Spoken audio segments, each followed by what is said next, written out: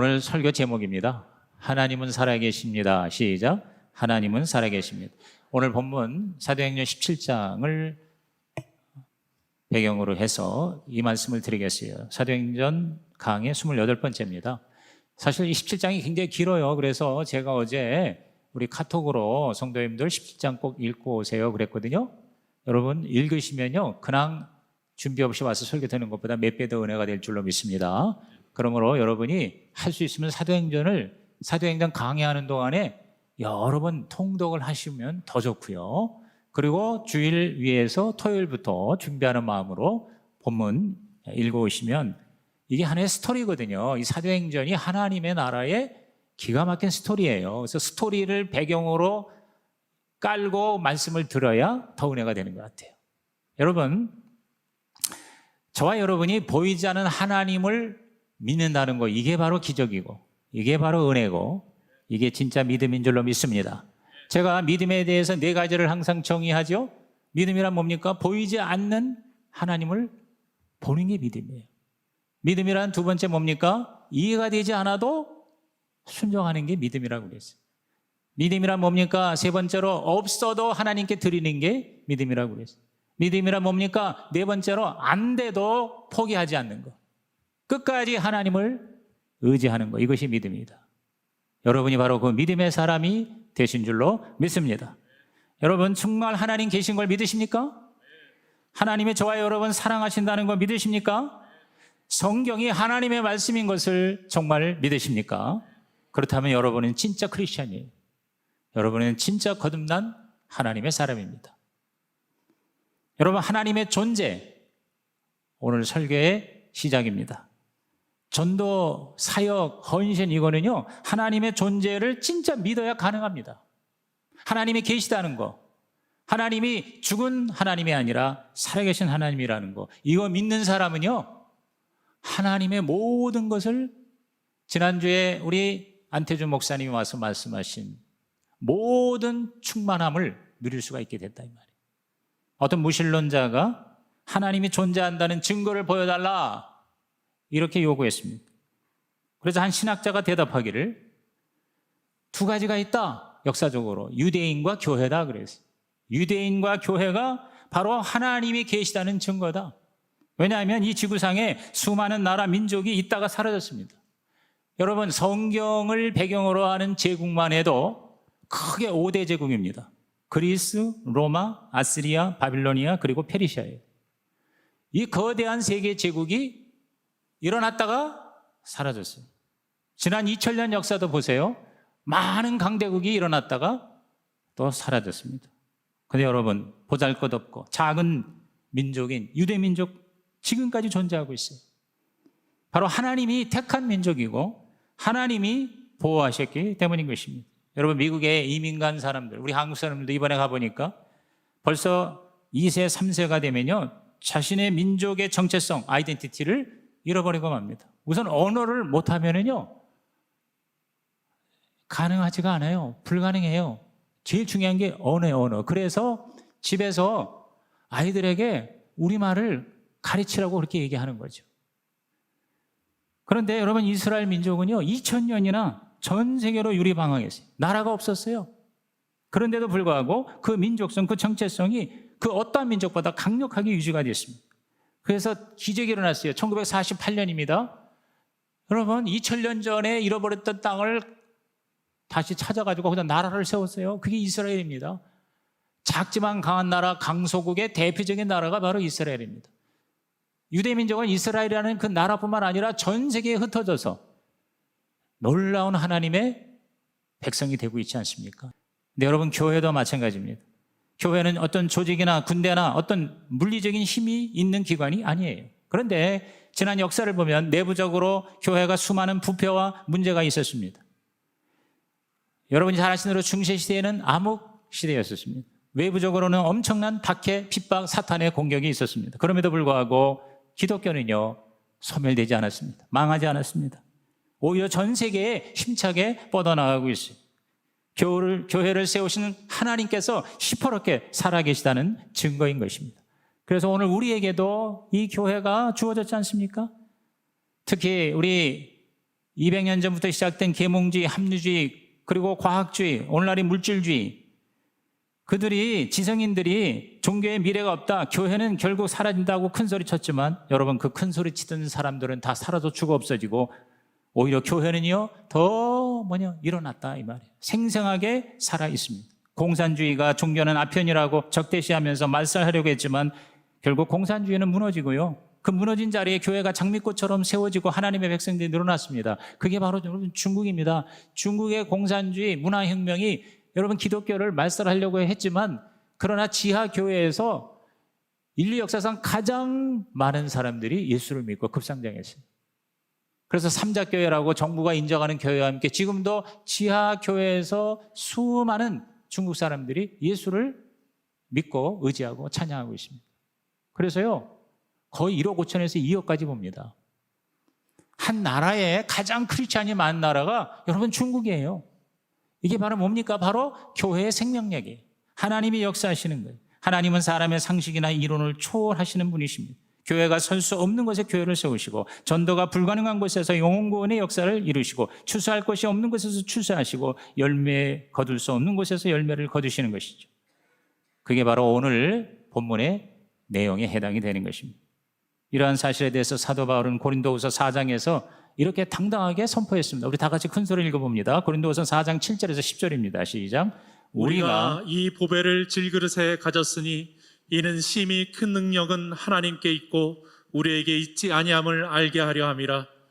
우리가 사방으로 우겨쌈을 당하여도 쌓이지 아니하며 답답한 일을 당하여도 낙심하지 아니하며 박해를 받아도 버림받지 아니하며 거꾸로 트림을 당하여도 망하지 아니하고, 우리가 항상 예수의 죽음을 몸에 짊어짐은 예수의 생명이 또한 우리 몸에 나타나게 하려 함이라. 네, 우리가 뭡니까? 바로 교회 공동체예요. 우리 고린도 교회에 예수 믿는 그 무리들, 우리가 그랬어요. 예수라는 보배를 질그릇에 가졌고 하나님의 능력으로 말미암아 사방으로 우겨쌈을 당해도, 또 박해를 받아도, 또 공격을 받아도 우리 하나님의 생명의 역사 절대 사라지지 않을 것이다. 믿으시면 아멘 하시기 바랍니다. 오늘 저와 여러분이 바로 이 교회가 된 것을 주님의 이름으로 축하합니다.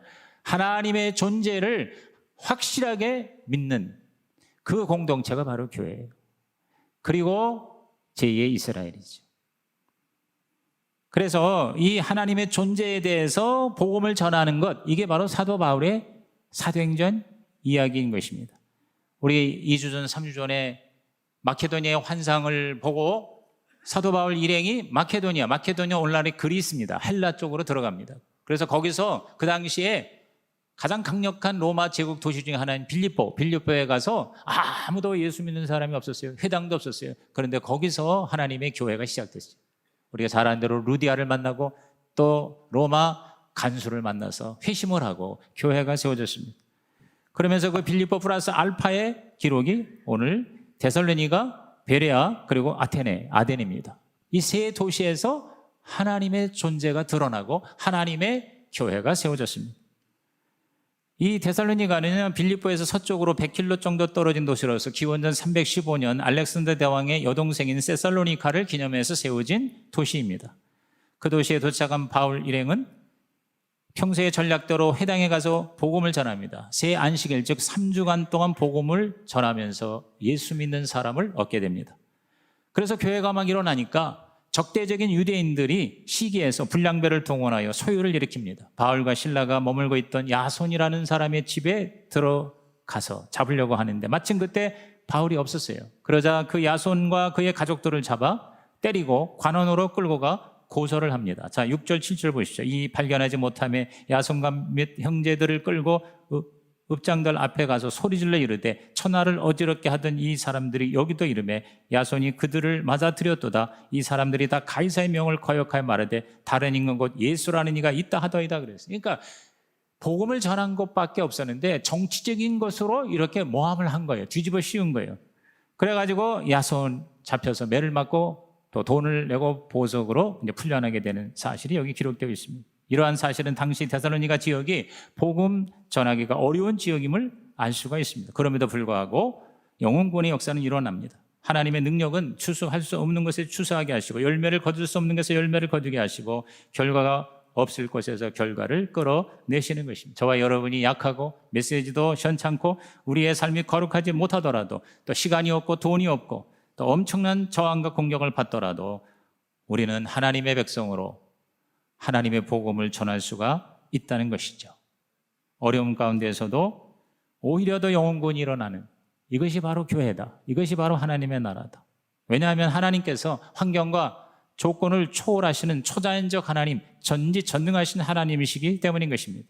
인간의 역사는요, 바로 그 하나님의 역사입니다. 그래서 His story is His story라는 말이 나오는 거예요. 즉 역사는 바로 그분의 이야기다. 그분의 이야기다.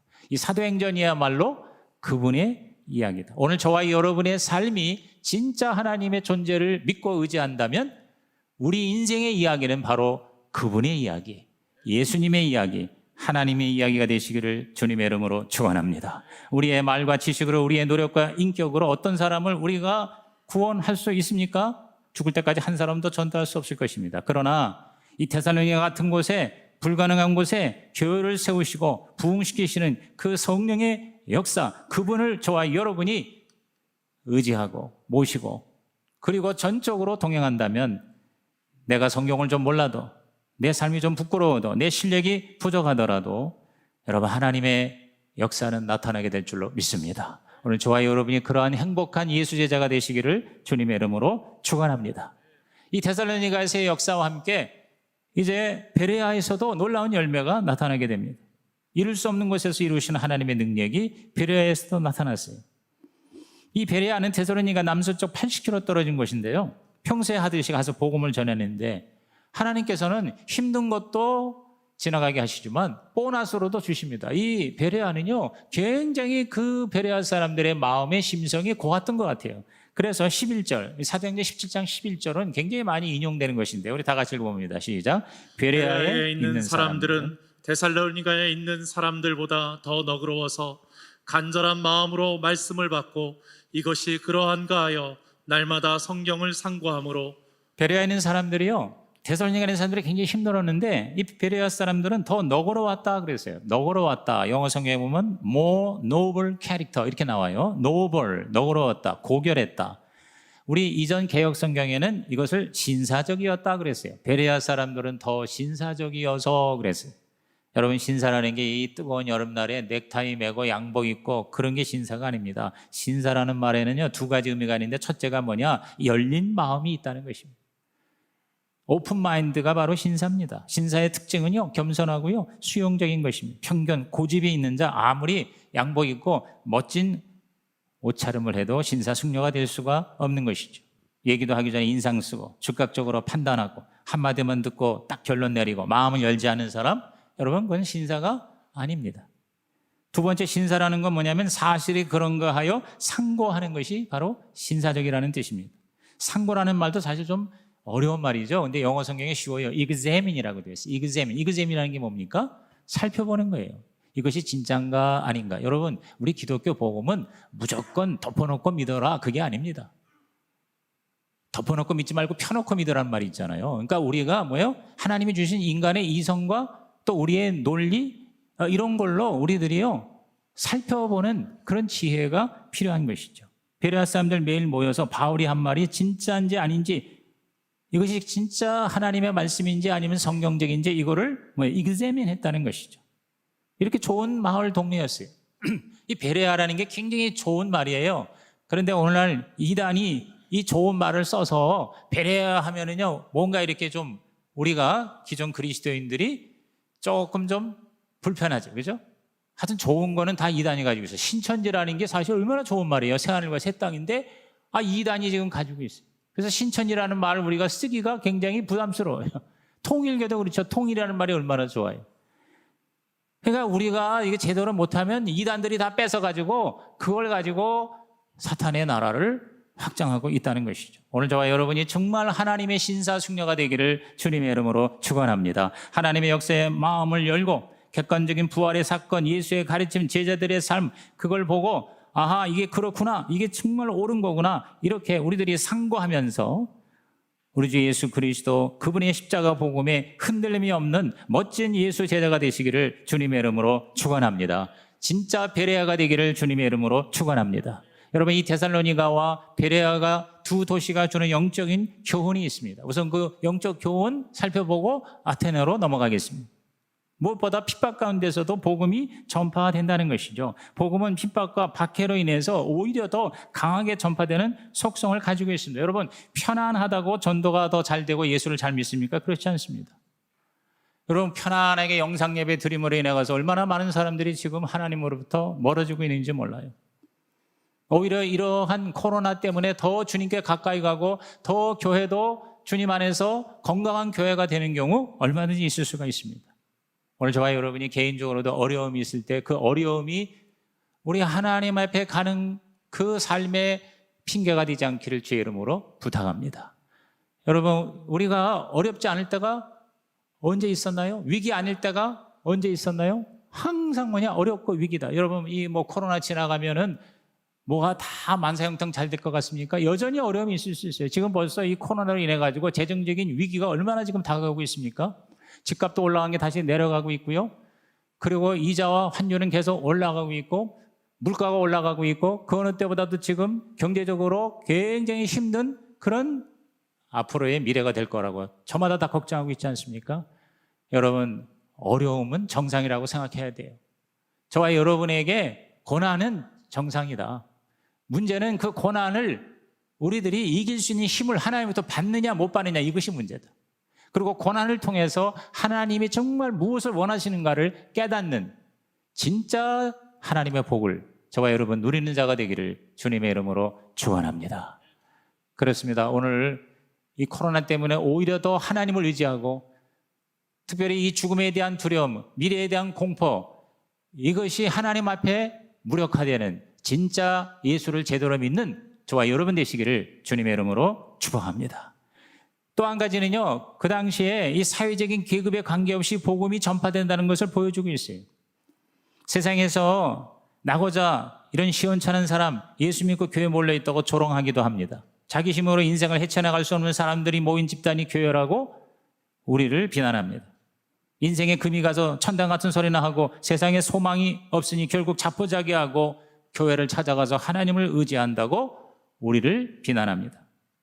여러분, 사실 교회에는 사회 주변인들이 많이 모이죠. 교회에 정말 사회에서 소외된 사람, 어떻게 할 수 없는 사람들 많이 찾아옵니다. 하나님이 그런 사람들 더 사랑하시는 것 같아요. 그래서 초대교회 보면은 대부분의 성도들이 뭐냐면요, 그 당시에 희망이 없는 사람들이었어요. 말 그대로 노예들이었어요. 종들이었어요. 그래서 성경에 보면은요, 사도 바울의 서신 보면 에베소서 6장 5절에 종들아 하면서 그 에베소 교회의 종들에 대해서 격려하는 말이 나오죠. 골로새서 3장 22절에 보면은 종들아 모든 일에 하면서 순종하라 이렇게 말씀합니다. 야고보서 2장 5절에 보면은 하나님이 세상에서 가난한 자를 택하서 믿음에 부유하게 하시고 또 자기를 사랑하는 자들에게 약속하신 나라를 상속으로 받게 하지 아니하셨느냐 그랬어요. 그래서 하나님이 고아, 과부, 가난한 사람, 정말 사회적으로 희망이 없는 사람 더 사랑하시는 것 같은 느낌이 있어요. 여러분, 그렇다고 해서 기독교는 꼭 그렇게 소외된 사람, 없는 사람, 절망적인 사람, 가난한 사람, 그들만 모이는 것이 아닙니다. 여러분, 예수 믿을 필요가 없을 것 같은 사람, 모든 걸 다 갖추고 있는 것 같은 사람, 그런 사람도 여전히 하나님을 필요로 합니다. 그리고 하나님은 그런 사람도 사랑하십니다. 초대교회나 현재 교회나 얼마든지 그러한 사람들 다 하나님께서 부르시는 것이죠. 지금 우리가 사도행전 계속 읽어봤습니다만 사도행전 13장에 마나엔이라고 하는 헤로드 왕의 동생, 즉 왕자입니다. 왕족도 예수 믿고 구원받았어요. 또 키프로스 총독, 구브로 총독도 예수를 믿었지 않습니까? 2차 선교여행 때 빌립보에서 루디아라고 하는 부자 여성 사업가 예수를 믿었지 않았습니까? 또 로마 그 고급 군인인 백부장이나 또 간수도 예수를 믿고 교인이 되었죠. 그렇습니다. 오늘도 우리는 어떤 종류의 사람이든 다 하나님이 필요합니다. 너무너무 힘들고 어렵고 괴로운 사람도 하나님 필요하지만 모든 걸 다 가진 것 같은 사람도 여전히 하나님을 필요로 하는 것이죠. 우리 하나님은 이러한 계층, 인종, 어떠한 차별, 이거를 뛰어넘고 저와 여러분을 다 사랑하시고 하나님의 자녀로 품어주시는 좋으신 하나님이신 거 우리 모두가 다 확실하게 경험하시기를 예수님의 이름으로 축복합니다. 그 다음에 이제 마지막으로 아테네입니다. 이게 우리 성경에는 아덴이라고 나와 있는데 아테네에서의 증거 보십시오. 그 당시에 유명한 철학 도시, 우리가 아테네 하면은 그리스 철학의 본산지죠. 그곳에 가서 보니 온 세상에 우상들이 가득한 것이. 그래서 바울이 그걸 보고 16절 이하 19절 보십시오. 바울이 아덴에서, 아테네입니다. 그들을 기다리다가 그 성에 우상이 가득한 걸 보고 마음이 격분하여 회당에서는 유대인과 경건한 사람들과 장태에서는 날마다 많은 사람과 변론을 했다. 그래서 변론. 어떤 에피쿠루스와 스토아 철학자들도 바울과 쟁론할세. 어떤 사람은 이르되 이 말쟁이가 무슨 말을 하고자 하느냐고, 어떤 사람은 이르되 이방신들을 전하는 사람인가 보다 하니 이는 바울이 예수와 부활을 전하기 때문이로라. 그를 붙들어 아레오바고로 가며 말하기를 네가 말하는 이 새로운 가르침이 무엇인지 우리가 알 수 있겠느냐 그랬어요. 여러분, 에피쿠루스 학파, 우리 옛날에 학교에서 공부했습니다만은 쾌락주의적 철학이라고 우리가 보통 얘기하는데, 그러니까 약간 우리가 에피쿠루스 하면은 조금 좀 안 좋게 느껴지는데, 어떤 그런 말초적인 쾌락이라기보다 진정한 마음의 평안과 행복을 말하는 거예요. 그걸 추구하는 철학이거든요. 또 스토아 학파는 바로 윤리와 도덕을 절대 가치로 여기는 철학입니다. 사실 이 모든 거는 우리 인간에게 굉장히 귀한 가치죠. 마음의 평안, 행복감, 그리고 또 윤리와 도덕, 이것은 굉장히 귀한 거예요. 그러나 그것에 머물면 안 된다는 거거든요. 그것을 뛰어넘는 하나님과의 관계죠. 그래서 가만히 보니까 알지 못하는 신 이런 것도 만들어 놓은 거예요. 그래서 바울이 그 알지 못하는 신을 내가 알게 하겠다, 그렇게 말씀을 전하기 시작한 것이죠. 여기서 많은 사람들이 이 설교, 바울이 한 설교를 실패한 설교라고 그렇게 받아들이고 있습니다. 왜냐하면 바울답지 않게 굉장히 철학적으로, 현학적으로 여기서 복음을 전하고 있어요. 큰 악막, 예수님의 십자가 보혈, 성령의 능력 이러던 바울이 이 아테네에 가서는요, 굉장히 그 철학자들과 함께 복음을 전하면서 철학적으로 이렇게 복음을 전하는 모습을 보게 됩니다. 하나님 이르지 않고 알지 못하는 신, 궁극적인 창조자 이렇게 얘기를 합니다.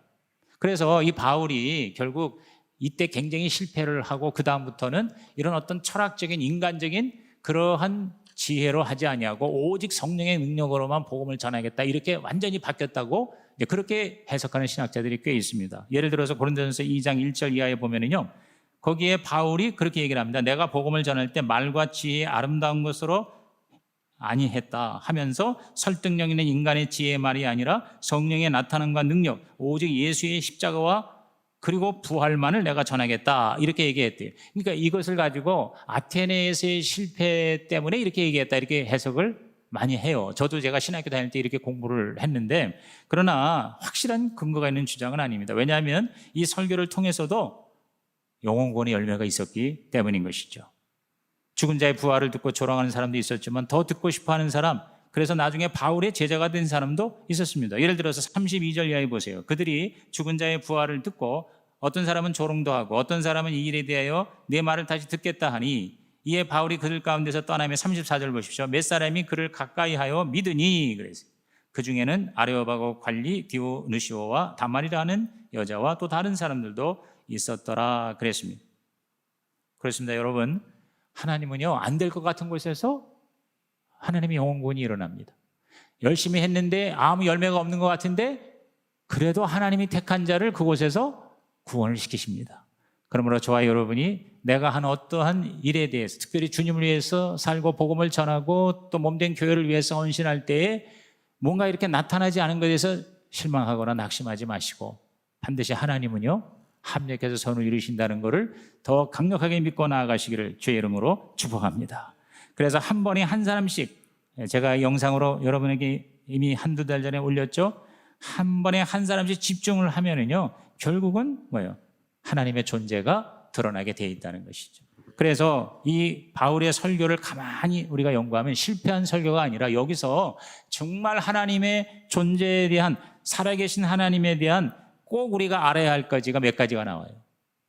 그래서 오늘 시간 때문에 한 가지만 얘기하고 나머지를 다음 주일에 설교를 하도록 하겠습니다. 그 첫 번째가 뭐냐면요, 우리 인간에게는 하나님을 알고자 하는 영적 본능이 있다는 거예요. 하나님에 대한 영적인 그리움이 있다는 것이죠. 그걸 바울은 뭐라고 얘기했냐면 종교심이다 이렇게 얘기했습니다. 자, 22절, 23절 우리 다 같이 한번 읽어봅니다. 시작. 바울이 아레오바고 가운데 서서 말하되 아덴 사람들아 너희를 보니 범사에 종교심이 많도다. 내가 두루다니며 너희가 위하는 것들을 보다가 알지 못하는 신에게라고 새긴 단도 보았으니 그런즉 너희가 알지 못하고 위하는 그것을 내가 너희에게 알게 하리라. 자, 여기 보니까 와서 보니 철학이 있고 우상이 있고 뭐 진리를 추구하는 수많은 사람들이 있는 걸 보고 바울이 우선 격려를 했어요. 여러분에게 종교심이 많군요 얘기를 합니다. 보니까 어떤 신은 뭐 그리스 로마 신화의 신이 얼마나 많아요. 근데 어떤 신은 모르는 신, unknown God, 알지 못하는 신이라고 그랬는데 그 알지 못하는 신이 어떤 신인지를 내가 얘기해 주겠다. 여러분 그 알지 못하는 신이 뭐겠습니까? 바로 하나님이죠. 그걸 이제 설명을 하는 거죠. 여러분 아테네 사람뿐만 아니라 모든 인류, 저와 여러분 모두에게는 바로 종교심이 있습니다. 종교심. 그래서 인간이 종교를 만들잖아요. 꼭 기독교가 아니더라도 인간은 이 종교를 만들고 그 종교를 통해서 신을 찾고 그리고 그 신의 영원한 생명을 추구하고 있지 않습니까? 이 종교심이라는 게 몇 가지로 나타납니다. 우선요, 죽고 싶지 않은 거예요. 종교심이에요. 오래 살고 싶은 거, 이게 종교심이에요. 여러분 우리 노인들이 빨리 죽고 싶다고 그러는데 새빨간 거짓말입니다. 여러분 절대 믿지 마시기 바랍니다. 보약 먹고 운동하고 병원 열심히 다니는 이유가 왜 그래요? 안 죽으려고, 오래 살려고. 뭐 요새 9988 234 하면서 장수 얘기하는데 장수가 저주라까지 얘기를 하지만요, 인간의 본능은 종교심이 있기 때문에 죽고 싶지 않은 마음이 있는 거예요. 영원히 살고 싶은 거예요. 그래서 종교가 있고요, 종교에서 내세가 있고요, 죽은 다음에 세상, 영원한 세상을 이야기하는 거예요. 그게 바로 종교심이에요. 근데 그 종교심을 그 죽고 싶지 않은 영원히 살고 싶은 그 우리의 소원을 확실하게 이루어줄 수 있는 분은 오직 성경의 하나님이신 거 믿으시면 아멘 하시기 바랍니다. 예수 그리스도의 십자가 대속의 은혜로만 저와 여러분은 이 종교심의 해답을 찾을 수가 있다는 것이죠. 또 한 가지는 뭐냐면 고향에 대한 그리움입니다. 여러분 우리 종교심이라는 게 뭐냐면요, 하나님에 대한 그리움이 바로 고향에 대한 그리움이에요. 누구나 다 고향을 그리워하죠. 저와 여러분이 옛날에 내가 태어난 곳, 내가 자라던 곳, 아련히 바로 그것을 그리워합니다. 우리 부모님이 황해도 연백에서 피난을 나오셨어요. 평생을 그 북한의 고향을 그리워합니다. 근데 여러분 막상 고향을 가게 될 때에 대다수 실망한다고 그래요. 미국에 이제 이민 간 사람도 옛날에는 미국의 시민권자들이 북한에 많이 갔거든요. 그 북한에 자기 살던 고향에 돈 주고 가서 갔는데 거의 열이면 10명 다 실망한다는 거예요. 내가 그토록 그리워하던 그 고향의 모습을 찾을 수가 없는 거예요. 또 찾았다 하더라도 너무 허망한 거죠. 근데 여러분 이 고향에 대한 그림이 뭔지 아세요? 바로 진짜 고향인 천국에 대한 그리움이 우리 인간에게 있다는 것이에요. 그걸 모르기 때문에, 그거를 믿지 못하기 때문에, 그걸 듣지 못하기 때문에 그냥 막연히 나의 그 오리지널, 나의 그 존재했던 그곳을 그리워하는 거예요. 그게 바로 천국이에요. 오늘 저와 여러분이요, 정말 얼마나 럭키합니까? 얼마나 행운입니까? 진짜 고향인 천국을 저와 여러분은 예수님의 십자가 은혜로 내 것으로 이미 가지게 된 줄 믿습니다. 얼마나 감사해요. 여러분 이거 하나만으로도 여러분은요, 날마다 행복한 예수 제자가 될 수가 있고 또 돼야 한다고 생각합니다. 우리 안에 있는 하나님을 담는 그 주머니가 비어있는 한 이 종교심은 채워지지가 않는 거예요. 그리고 또 한 가지가 있습니다. 그게 바로 결혼입니다. 순수한 사랑에 대한 욕구가 우리 인간에게 있는 것이죠. 자기 짝을 찾아 결혼을 하려고 하는 마음이 바로 그게 사실은 종교심이에요. 그래서 이 부부관계, 결혼, 가정은 바로 천국의 그림자, 천국의 모형이라고 하는 것입니다. 그저 남자 여자가 좋아서 사랑하고 그리고 애 낳고 그리고 편안하게 산다, 이런 정도의 가정의 개념이 아닙니다. 신학적으로, 영적으로, 성경적으로 가정과 결혼은 바로 천국을 의미하고 하나님과 우리와의 합의를 말하는 거예요. 하나가 되는 걸 말하는 거예요. 부부가 한 몸이 된다는 것은 나의 근원이신 하나님과 내가 하나가 되는 것입니다. 그것은 예수 믿을 때 가능한 것입니다. 저와 여러분이 내 안에 예수가 계시고 예수 안에 내가 계신 거 믿으시면 아멘 하시기 바랍니다. 이것이 바로 뭐예요? 그게 바로 종교심이에요. 그래서 우리가 남자 여자가 만나서 살지만 막상 살고 보니까 이게 아니라는 거죠. 그 종교심을 하나님의 관계에서 찾을 수 있는데 인간에게 그걸 기대라니까 안 되고 실망하고 그리고 싸우고 그리고 결국 이혼하고 헤어지고 그러지 않습니까? 그러면서 끊임없이 우리 인간은 진짜 사랑을 찾는 거예요. 그래서 물질에 대해서 어떤 소유에 대해서 요새 그 사랑에 대해서 많이 갈구하는 표현 중에 하나가 바로 뭡니까? 동물에 대한 사랑입니다. 이 반려견이나 애완견이 그렇게 뭐 한국이나 미국이나 좀 살만하면요, 사람들이요 결혼을 안 해도요 동물을 마치 자기의 짝처럼 생각하고 거기에 모든 거를 뭐예요? 투자하지 않습니까? 여러분 대단합니다. 유튜브 같은 데 보세요. 별거 아닌 거예요. 고양이하고 강아지 새끼 그거 이렇게 찍어 놓은 거에 뭐 심지어는 4천만, 5천만 이렇게 조회를 하는 걸 보게 돼요. 동물에 대한 그 사랑, 거기서 뭔가 그게 종교심입니다, 사실은. 하나님이 채워줄 수 있는 거를 동물에서 찾으려고 하는 거예요. 뭐 그렇다고 제가 여러분 무슨 반려견 키우는 거를 비난하는 거는 아닙니다. 뭐 얼마든지 키우시기 바랍니다. 그러나 그것이 진정한 우리 종교심을 채울 수 없다는 것이죠.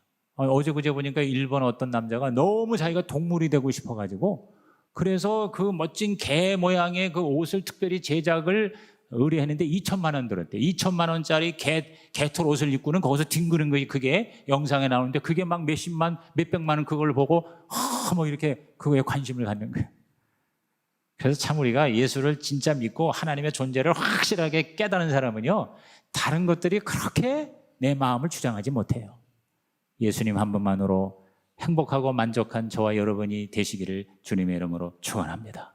그러므로 우리는 진짜 하나님의 존재를 오늘 예수 영접 시간이 있는데요. 여러분 그냥 뭐 교회 다닌다, 그래서 교리적으로 뭐 성경에 하나님의 계시다 그런다 이런 정도가 아니라 여러분 하나님의 존재가 저와 여러분에게 부인할래야 할 수 없는 강력한 확신과 체험이 되시기를 주의 이름으로 축복합니다. 그것이 늘 느껴져야 되는 거예요. 살아계신 하나님이 나와 함께하는 거예요. 주님을 영접하시고요. 그리고 우리에게는 죽음이 마지막이 아니라는 걸 깨달아야 돼요. 제가 이 텍사스에 있는 동안에 총기 사건이 일어났잖아요. 참 미국이란 나라가 희한한 나라예요. 마음대로 총을 사고 팔았어요. 18살만 되면 제가 우리 그 딸내 있는 동네에 모든 스포츠 용품을 어마무시하게 전시해서 파는 데가 있어요. 근데 한 파트가 뭐냐면 총기만을 파는 거예요. 수천 종의 총이 권총부터 시작해서 기관총까지 소총, 엽총까지 수백 종류의 총이 쫙 전시되어 있어요. 뭐 비싼 거는 진짜 뭐 몇백만 원, 몇천만 원 합니다. 그래서 사람들이 그걸 좋아하는 거예요.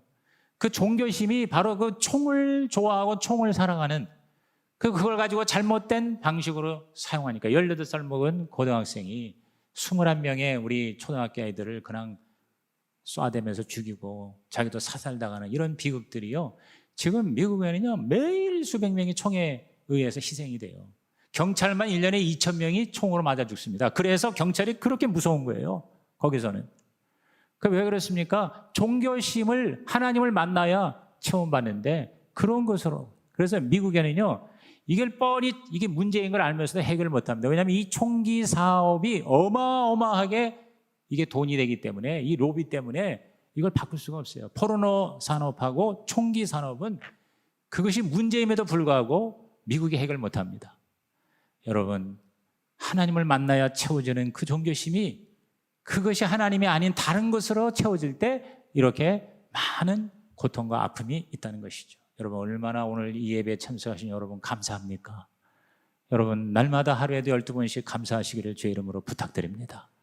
하나님은 살아계십니다. 시작. 하나님은 살아계십니다. 저와 여러분의 삶은요 죽음이 마지막이 아니잖아요. 우리는 죽어도 천국이잖아요. 이거를 여러분이 그냥 단지 교리적으로 말로만이 아니라 실질적으로 하나님의 존재를 믿고 천국의 존재를 믿고 내가 죽어도 죽는 게 아니라 진짜 영원한 생명의 시작이라고 이렇게 믿는 자에게 복이 있나니 이 땅에서의 어떠한 고난, 시련, 어려움, 절망도 넉넉히 이기시기를 주님의 이름으로 축복합니다.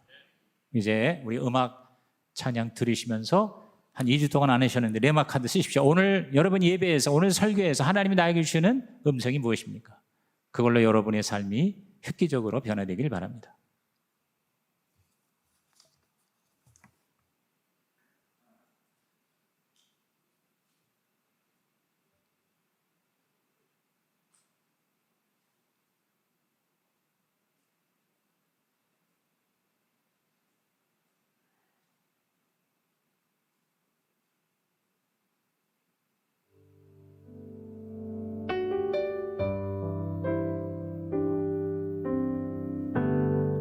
살아계신 하나님, 역사하는 하나님, 우리 찬양 가운데 거하시는 하나님, 살아계신 하나님, 역사하는 하나님, 우리 찬양 가운데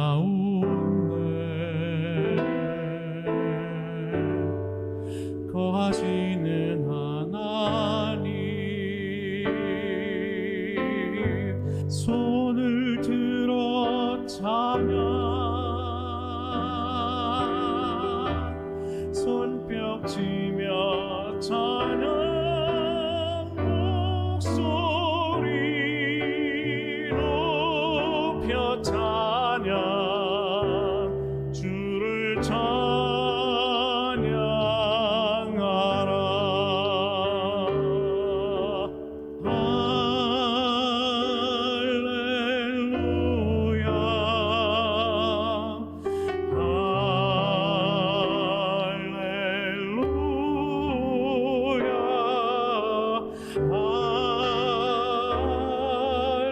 할렐루야, 주를 찬양하라.